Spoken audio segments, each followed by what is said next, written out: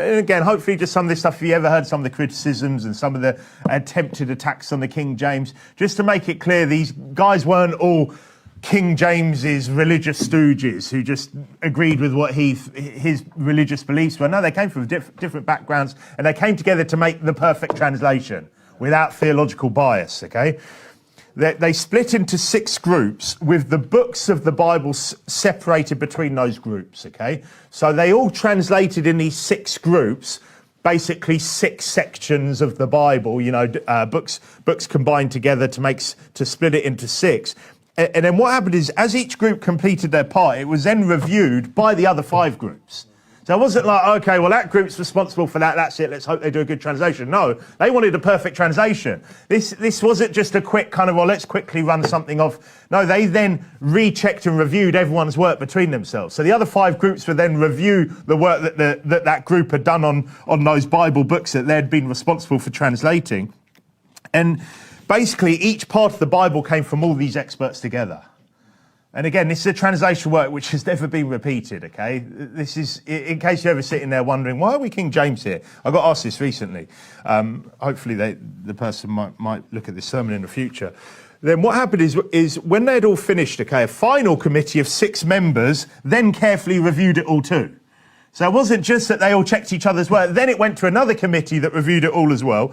And there were some set rules, okay, that were followed that added to the quality of the work done, okay. Now these included, this isn't exhaustive, this isn't all the rules. I just picked out a few which just help you to understand the enormity, the magnitude of the work done here.